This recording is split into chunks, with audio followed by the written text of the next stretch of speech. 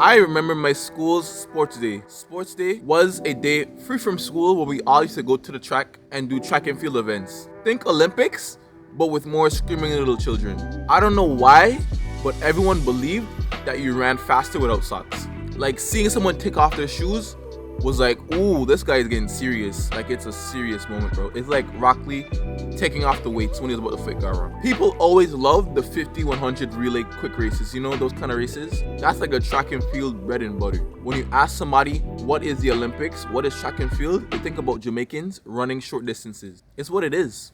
I don't know what part of me thought I was from Kenya, but I chose to do the longest races available for an amateur high school athlete. 800 to 1200 meter races. Now let me tell you one thing. Nobody cares about those races. Absolutely nobody cares. And they openly don't care about them too. The 120 meter race is the equivalent of the steeplechase in Olympics. And ain't nobody care about no steeplechase, bro. I could do that.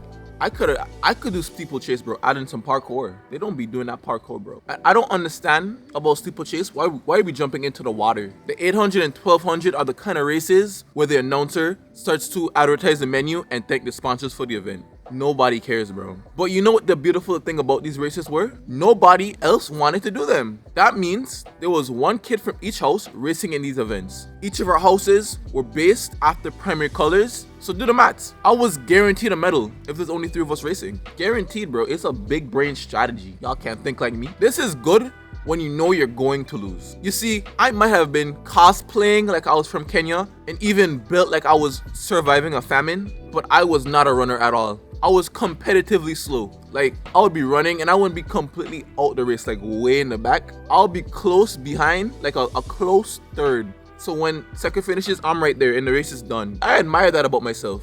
I didn't have everybody waiting to see me lose. Like some people just be running and they give up and they start walking and everyone has to watch them finish the race. That's kind of selfish, bro. I cared enough about the audience to lose fast. You know the people, after they run, they drop on the floor real dramatically, do like the whole full starfish, do the whole Patrick Star, and have to get pseudo medical attention. I was one step away from that every time, but I never showed it. I could be tired as hell and I'll just walk off, bro, like a boss. Cool guys don't look dehydrated.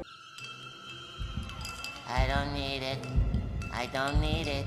I definitely don't need it. I never really won big in any other sport I played. And I played like basketball and man, I'm black. This is just basketball, bro. I did win awards for grades, but this video would have been lame, bro, talking about, oh, I studied hard for Spanish.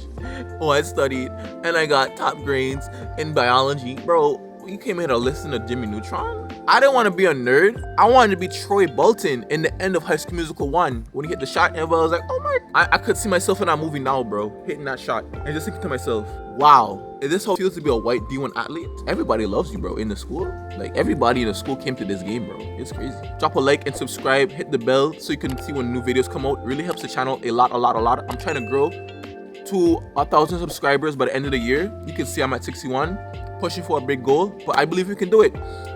When I look at the award cabinet in my house, I realize I haven't won anything in a while, like in a long time. Like I haven't graduated or won an award or won a competition. I went in a film competition recently and I was a finalist, but it looks like I was really the finalist. I was really the final person that they thought to be a finalist. Like I was number 5. That's okay, you know, you always get better in life. But it had me thinking, like, when was my last big achievement? Did I peak in high school? Am I just a loser now? The more I try to remember what I actually accomplished or won at in the last 6, 7, 8 years, the more I remembered how much mistakes I made, how much problems I created. Why do we only remember the bad things that happened? I went to science for my answer. Anybody in a white lab coat only speaks facts to me. I 100% believe them, no kizzy. Researchers say negative emotions like fear and sadness trigger increased activity and a part of the brain linked to memories. These emotionally charged memories are preserved in greater detail than happy or more neutral memories, but they also seem to be affected by distortion.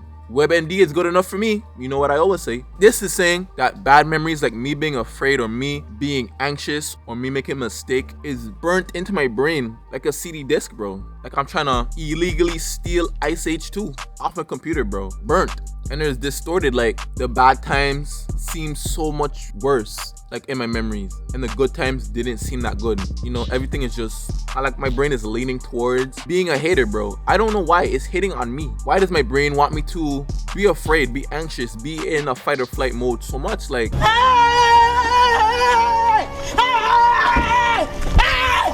why are you running? Why are you running? to the point that I think I'm a loser. Like, I can't remember when I'm winning. People might say evolution to keep you safe from tigers and lions and bears, but ain't none of that out here, bro. They know tigers and lions and bears. It's just taxes and potholes in Kanye West. Ain't none of that out here, man. I don't remember the small wins, the times I did stay consistent, the times God did come out for me and did answer my prayers. Yes, I got this from a pastor, but it was a good idea regardless. If you believe in God, and I would hope you do believe in God, I'm a Christian Adventist, so I believe in God. But if you don't believe in God, you can still take this and do it in the way I'm about to explain. So the pastor was saying, you make a list and write down all the prayers that God has answered for you in some way, shape, or form. Like you were needing a new job, you're praying for a new job, you got a new job. You should write that down to remember that God did do this for you in the past. You want a new car, you prayed for a new car, you got a new car, write it down. Mark the moment. There's a story that talks about marking the moment. Joshua was fighting under Moses. Moses had to keep his hands up, and when his hands were up, they were winning.